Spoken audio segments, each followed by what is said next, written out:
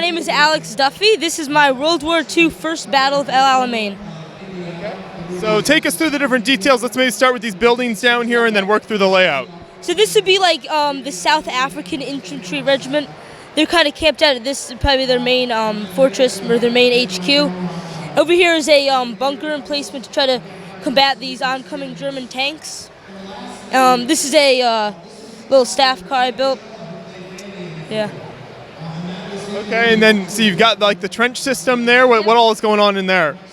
I just kind of make it very like beat up and like worn out. I put like some shells in there, like some old crates and stuff.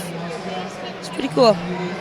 And then further on the other side, what's happening by the railroad tracks there? Yeah, that's a long-range desert scout group.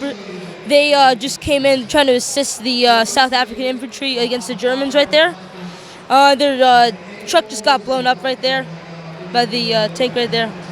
I like the pieces you used in the explosion. What are some of those there to create the different colors? Yeah, I used like minifig hat and hair pieces to kind of better show the like the smoke effect.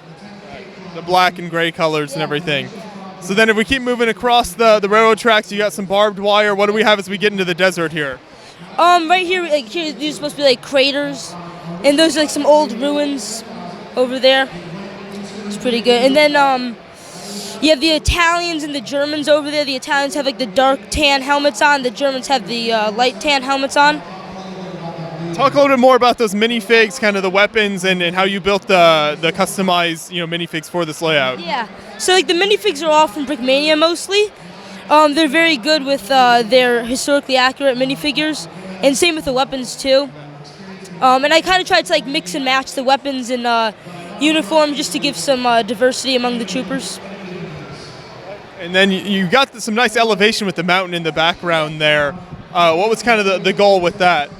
I tried to make it like as big as possible, but not like too big. So I wanted to kind of make that like a good area for like the Germans and like the Italians to come behind, like as like a surprise attack. They would be coming from behind there, and then they would ambush the South African troops. Right, that makes sense. It also just makes it so it's not all flat. Right. That's some great texture too. What's the interior of that kind of mountainous area like? It's hollow, except I have a little bunker behind it. I don't know if you can see that with the camera. But I was originally intending on displaying the backside of that mountain, like right here in this corner. But I opted against it just because I'd rather see like the front of the mountain, like that nice detailing.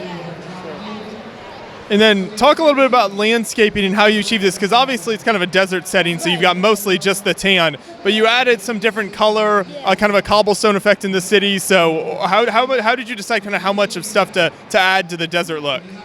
I tried to do enough to kind of, I didn't want to make it like too like jungly or too dense, just enough to kind of give that effect of like some kind of randomization among the desert. And also like the some of the coloring, like the dark tan and like dark orange plates, and those also kind of try to help to make the general scene like pop a bit better.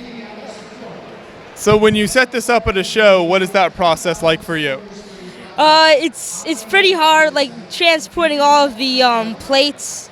Like they come apart in like some really weird, wacky ways.